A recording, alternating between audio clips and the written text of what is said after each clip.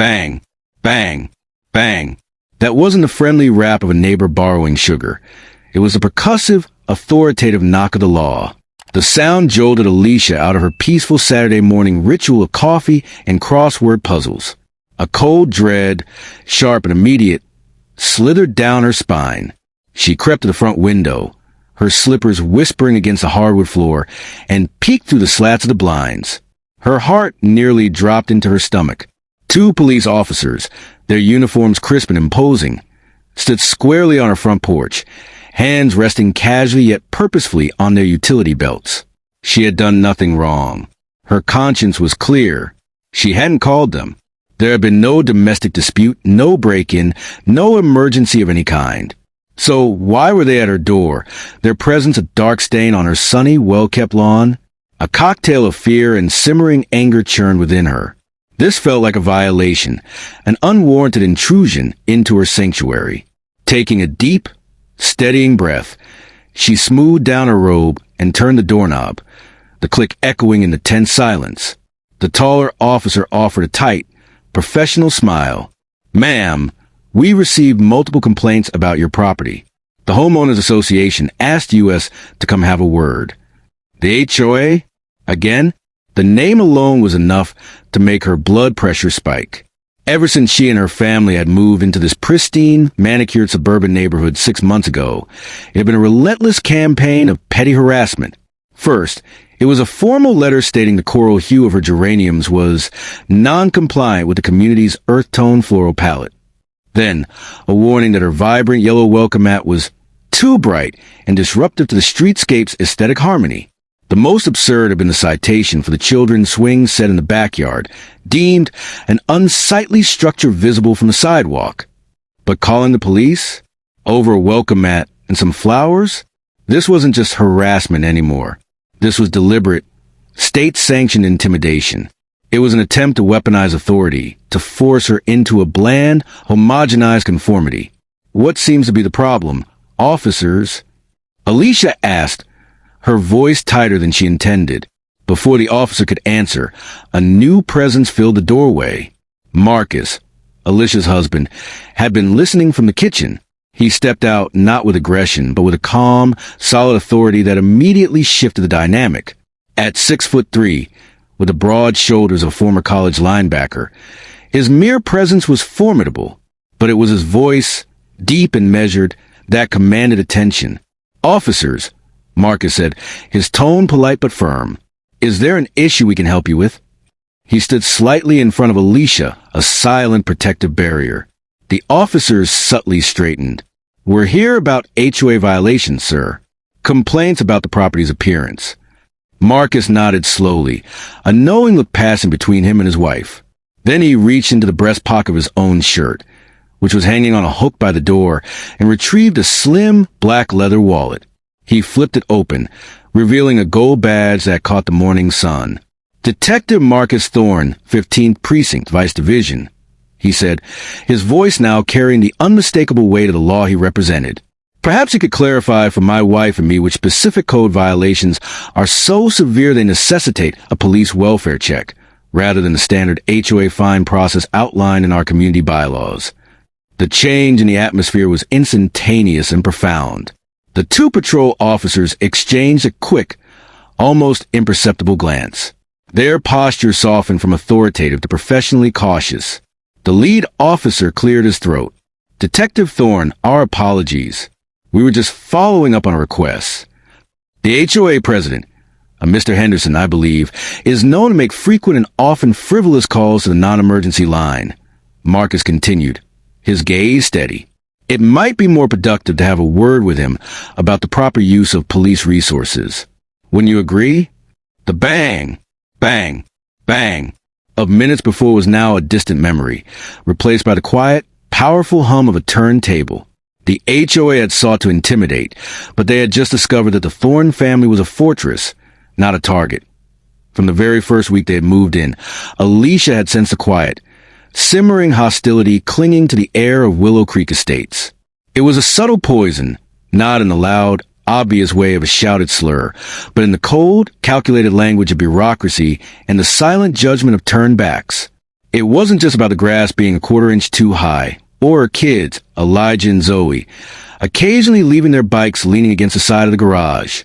It was something deeper, something she felt in the marrow of her bones, a fundamental sense of not belonging. She noticed the stares from Mrs. Gable across the street, her face a permanent mask of disapproval whenever Alicia worked in her garden. She heard the whispered comments that ceased the moment she stepped onto her porch, the fragment of conversations that hung in the air like ghosts.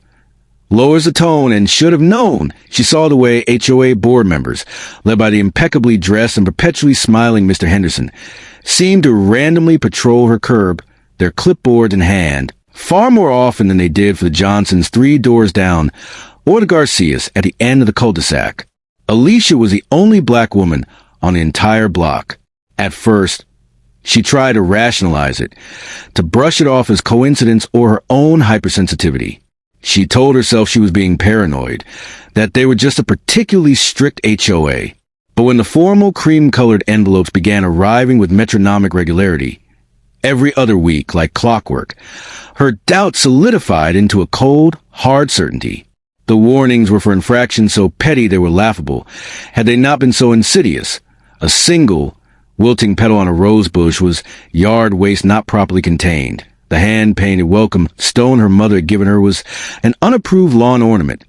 The cheerful, multicolored pinwheel spinning in a flower bed was a visual disturbance. No one else on the street, with their gaudy pink flamingos or their sprawling, unchecked juniper bushes, ever seemed to receive these notices. The rules, she realized, were not universal code. They were a weapon, and she was the sole target. Still, Alicia tried to play by their rules. She swallowed her pride and her anger. She trimmed the hedges to razor-sharp precision. She repainted the mailbox the exact, approved shade of colonial black. She even swapped out her beloved, vibrant garden decor for a collection of beige and gray pots that felt as lifeless as the conformity being forced upon her. She did it for her children, so they could feel settled. She did for her husband, Marcus, who worked long hours. She did it because she believed, foolishly, that if she was perfect enough, they would have to leave her alone. But perfection, she learned, was a moving target for those determined to find fault. No matter what she did, the HOA found a new, more absurd problem. And now, they had escalated it. They had called the police. They had brought the full, intimidating weight of the law to her doorstep, over a welcome mat. She felt her chest tighten, a band of pure anxiety constricting her lungs as the 2 officers, their faces impassive, asked her questions in a stern, formal tone. "Are you the homeowner? Are you aware of the covenants here?"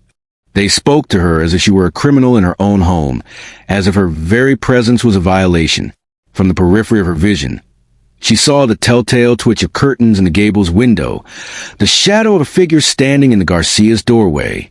A hot flush of humiliation crawled up her neck, mingling with the cold, sharp fear. This public shaming, this spectacle, was exactly what the HOA wanted. It was a message, loud and clear, you don't belong here. But then the front door, which she had left slightly ajar, opened again with a soft, decisive click. The air shifted, and the entire script, so carefully orchestrated by Mr. Henderson, was about to be ripped to shreds. "Is there a problem here?" The voice was calm, firm, and carried a natural, unquestionable authority that made both officers snap their heads toward the doorway, as if pulled by a string. The change was instantaneous and profound. Alicia's husband, David, stepped outside, but he wasn't just any man emerging from his home to defend his wife. He was a monument of officialdom. The bright Saturday morning sun glinted off the polished silver of his badge, which was pinned squarely over his heart. His uniform, a crisp navy blue shirt and dark trousers, was immaculate. His utility belt, laden with the tools of his trade, service weapon, cuffs, radio, was secured around his waist. The nameplate above his breast pocket read, Officer David Reed. He was not just a resident. He was one of them. The 2 patrol officers froze. Their professional mask of detached authority slipped, revealing a flicker of confusion and immediate recalibration. Moments before, they had been standing with their feet planted, their tones firm, almost confrontational with Alicia, treating her as a subject of complaint. But the second their eyes registered David's uniform, their posture shifted from assertive to deferential. Their shoulders relaxed, their chins dipped slightly. It was a silent, instinctual acknowledgement of a shared tribe, a hierarchy they understood intimately. Officer, the taller one stammered, his previous confident tone evaporating. He gestured vaguely with his clipboard. We were just responding to a call from the HOA, a community liaison request. David's eyes, a cool, assessing blue, narrowed slightly. He didn't raise his voice, but the quiet intensity of it seemed to lower the temperature on the porch. You were sent here, to my home, on a Saturday morning. Over what, exactly? He let the question hang in the air, his gaze sweeping from one officer to the other. What is the specific, code-violating emergency that required a police response? The officers fumbled. The lead one glanced down at his notes, as if seeing them for the first time. The complaint cites a non-compliant welcome mat and unapproved floor arrangements. The words, which had sounded like legitimate grievances moment ago, now sounded absurd, even to his own ears. He shifted his weight uncomfortably. Alicia watched, a complex storm of emotion swirling within her. Relief, vindication, and a fresh wave of anger. The power dynamics had not just shifted. They had been upended and flipped on their head right before her eyes. The HOA, in their pettiness, had thought that sending the police would be the ultimate weapon, a final show of force to scare her into silent submission. Instead, in a twist of poetic justice they could never have anticipated, they had unknowingly sent 2 junior officers to the doorstep of one of their own, a decorated 12-year veteran of the force. David took a slow, deliberate step forward, his presence now fully dominating the space. He wasn't just a husband anymore. He was a senior officer addressing a flawed protocol. "Let me be clear," David said, his voice low and steady, cutting through their discomfort. "My wife has been harassed for months by this HOA over trivial, subjective nonsense. And now someone, likely the HOA president, Mr. Henderson, has decided to misuse police resources by filing a frivolous report, wasting your time, and attempting to intimidate my family on our own property." He let that sink in, his eyes locking with each of theirs in turn. "So, here's what's going to happen," he continued, his tone leaving no room for argument. "You're going to close this call. You're going to note in your report that the complaint was unfounded and a misuse of the non-emergency line. And then, I strongly suggest you pay a visit to Mr. Henderson. Explain to him the legal consequences of filing false reports and wasting police time.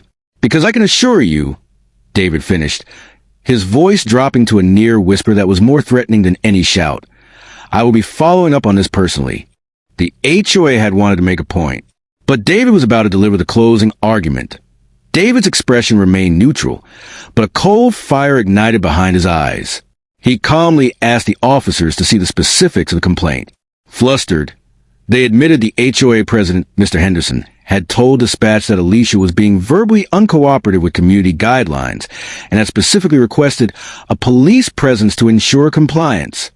The phrase hung in the air, toxic and absurd. David's jaw tightened. That was not just an overreach. It was an outrageous and likely unlawful misrepresentation. Police officers are not private enforcers for homeowners associations. They don't arbitrate the color of welcome mats or the species of flowers. They enforce the law. Still standing tall in his uniform, a living symbol of the institution they all served, David explained this to the officers in no uncertain terms. His voice was low and measured, but each word carried the weight of procedure and principle. "Our job is to protect and serve the public, not to act as HOA hall monitors," he stated. "Responding to frivolous, bad faith calls like this not only wastes valuable resources that could be directed at actual emergencies, but also unnecessarily escalates situations and erodes community trust." He looked pointedly at Alicia, then back at the officers. "It can make citizens feel like targets in their own homes." The 2 patrol officers, now looking more like chastised cadets than authoritative figures, absorbed his words. The spell of the HOA's manipulation was broken. They realized they had been used as a blunt instrument in a petty, personal war. The senior officer turned to Alicia, his demeanor completely transformed from stern to deeply apologetic. "Ma'am, our apologies for the disturbance. This should not have been handled this way." With a respectful nod to David, they quickly retreated to their cruiser, the earlier air of confrontation replaced by one professional embarrassment. But for David and Alicia, this was far from over. The moment the police car pulled away, the personal affront transformed into a determined, methodical resolve. David knew this was more than just harassment. It was targeted discrimination, a campaign of intimidation designed to make his family feel unwelcome and unsafe. Together, they became a formidable team. David retrieved a heavy, expanding folder from his home office, already thick with every cream-colored letter and formal notice the HOA had ever sent. Alicia, with her meticulous nature, had kept them all dated and organized. But now, they expanded their evidence. David, using his investigative skills, began discreetly speaking with neighbors. He knocked on doors, not with accusation, but with a quiet request for information. To their surprise, several neighbors, including Garcias and even the normally reserved elderly couple next door, confessed they had never received citations for their overgrown ivy or brightly colored shutters. One neighbor admitted, "We all thought it was unfair, but we didn't want to make waves." This collective testimony was a final, crucial piece. They hired a lawyer, a sharp, focused woman named Sarah Jenkins, who specialized in civil rights and housing discrimination. After reviewing a mountain of evidence, Jenkins pointed out a key legal fact that went beyond simple HOA disputes. The HOA had knowingly misused police services to intimidate a homeowner based on discriminatory motives, an action that could carry serious legal consequences, including lawsuits for emotional distress, violations of the Fair Housing Act, and official misconduct. Word of the formal complaint filed with the County Housing Authority and the involvement of a civil rights lawyer spread through Willow Creek Estates like wildfire. What was once whispered gossip in cul-de-sacs and over backyard fences turned into open outrage. A previously silent majority found its voice, disgusted that their HOA dues were being used to fund a discriminatory legal battle and that their neighborhood's name was being tarnished. The HOA, which had operated for years with impunity, now found itself under the microscope. The police department, following David's internal report, began a review of the non-emergency call logs from Mr. Henderson. The spotlight of truth, amplified by David's authoritative standing in the cold, hard evidence, was finally shining directly on the shadowy, petty tyranny that had ruled their street for far too long. The battle for their home had escalated, and the Thorns were no longer on the defensive. The investigation that followed was a swift and brutal reckoning for the Willow Creek Estates Homeowners Association. What they had dismissed as enforcing community standards was systematically exposed for what it was: a coordinated campaign of discriminatory and abusive harassment. The folder David and Alicia presented, bulging with petty violations and corroborated by neighborly testimony, formed an undeniable pattern. The County Housing Authority's findings were scathing, detailing a consistent and targeted pattern of enforcement against a single minority family for infractions widely ignored throughout the rest of the community. The consequences were severe. Mr. Henderson and 2 other board members were forced to resign in disgrace, their names attached to a public record of discrimination. The HOA itself was slapped with heavy fines for misuse of authority and harassment, a financial blow that resonated with every homeowner and made the abstract concept of injustice painfully concrete. But for Alicia, sitting in her living room and reading the formal ruling, the real victory was not found in the fines or the forced resignations. It was something quieter, more profound, and deeply personal. It was a respectful nod she received from Mrs. Gable at the mailbox the next day. It was away from the Garcia family, who now felt empowered to add a vibrant mural to their garden wall. It was a simple, unearned respect she had fought for and finally won from her community. The greatest triumph was that she had stared down the intimidation and refused to be broken by it. She had refused to pack up her family and her life, allowing the bullies to claim another victory. The entire chain of events had turned on a single, pivotal moment: her husband's unexpected appearance in uniform. That uniform was more than just cloth and thread. It was a symbol of an authority the HOA had tried to weaponize. They had sought to use the police as their own private enforcement arm, but their plan backfired spectacularly. The same officers who had been dispatched to intimidate her ended up siding with her, their perspective completely reshaped by David's calm, professional dismantling of their purpose. He had reframed the situation not as a resident defying rules, but as a fellow officer confronting a misuse of police resources and a violation of a family's civil rights. In that moment, the HOA's greatest weapon was turned against them. Today, Alicia still lives in her home on that quiet suburban street, but the atmosphere is fundamentally different. The coral-colored geraniums she once received warnings about now bloom proudly and unapologetically in her front yard, a vibrant splash of defiance and beauty. Her children, Elijah and Zoe, still laugh and play on that same unsightly swing set in the backyard, its cheerful creaks a soundtrack of normalcy regained. The neighborhood itself feels lighter, as if a poison has been drained from the soil. And every time she glances out her window and sees a patrol car drive slowly down her street, a complex memory surfaces. It is no longer a sight that brings a knot of anxiety to her stomach. Instead, she remembers the day the HOA tried to use fear to scare her into conformity, only to find themselves outmaneuvered and exposed. The memory of their stunned silence, their backpedaling, and their ultimate downfall brings a quiet, steadying sense of security. They have been the ones left frightened, not of a badge, but of the truth it ultimately served. The lesson, etched into the very fabric of her home, was clear and enduring. Sometimes, the most powerful way to handle intimidation is not with louder shouting or equal anger, but with the unassailable force of truth, the meticulous gathering of evidence, and the unexpected, game-changing weight of legitimate authority. The HOA had played a dirty game, and they had lost, learning too late that the most formidable opponents are often those who know how to fight back with the system itself.